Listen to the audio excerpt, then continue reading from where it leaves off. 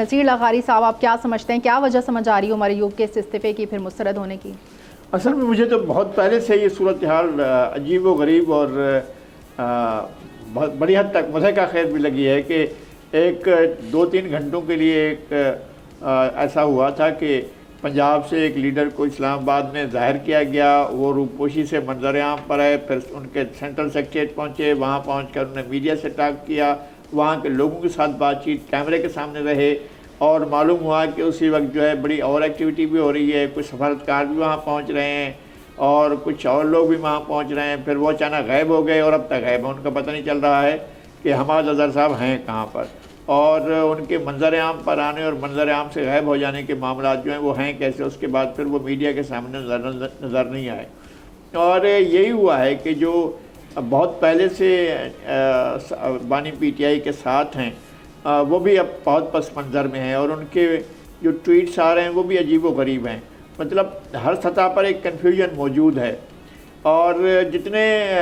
Party ارکان ہیں خیبر پختونخوا سے، لگتا ہے کہ وہ پنجاب کی لیڈرشپ کو، اور پنجاب کی لیڈرشپ جو ہے وہ خیبر پختونخوا کی لیڈرشپ کو ماننے سے انکاری ہے اور وہ ان کو ساتھ دینے کو تیار نہیں ہے، اور پھر جتنے ارکان ہیں تقریباً اتنے ہی بڑے گروپ موجود ہیں وہاں پر، جو ہے پارٹی اتنے حصوں میں بٹی ہوئی جتنے ان کے ارکان ہیں، بلکہ ایسا ہوتا ہے کہ ایک رکن کے جو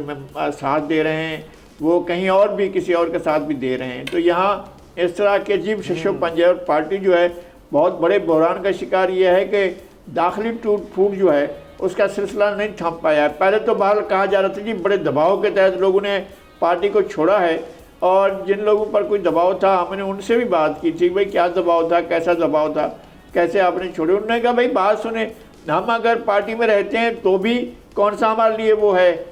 کیونکہ وہ تو کسی کی بات سنتے ہی نہیں ہیں، سمجھتے ہی نہیں ہیں کسی بات کو، وہ صرف اپنی بات کو رکھتے ہیں اور کہتے ہیں کہ یہ حرف آخر ہے، اس کے بعد ہم کیا کریں، ہمیں نہ کوئی کام کرنے دیا جاتا ہے، نہ ہم پبلک کے ساتھ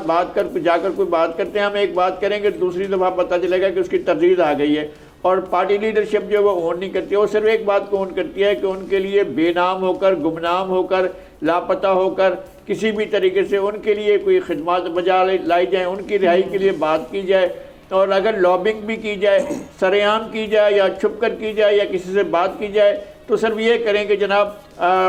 جو بہت زیادہ اسٹیبلشمنٹ کے لوگ ہیں ان سے رابطے کریں، ان سے صرف یہ بات کہ یقین دہانی حاصل کریں کہ بانی پی ٹی آئی کو رہا کر دیا جائے گا، صرف اس لیے وہ اور اس میں لغاری صاحب یہ جو گروپوں کی آپ بات کر رہے ہیں، لغاری صاحب جو گروپوں کی بات کر رہے ہیں وہ کہا جا رہا ہے کہ 21 جون کو جو احتجاج کی کال دی تھی وہ فلاپ ہو گئی، اس لیے کہ گروپوں کے درمیان ڈیفرنس ہے اور بانی پی ٹی آئی سے بہت ناراض ہے۔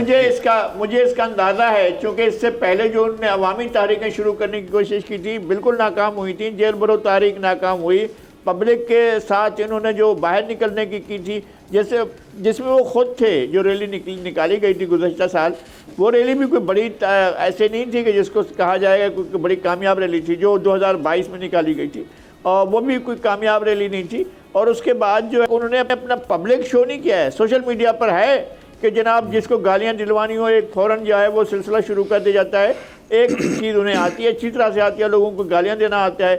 شائستگی سے، دیانتداری سے، اور ایک خالص ایک سیاسی انداز میں بات کرنا ان کو آتا ہی نہیں ہے، ان کی پارٹی۔ سبسکرائب کریں اور بیل دبائیں تاکہ کوئی خبر رہ نہ جائے۔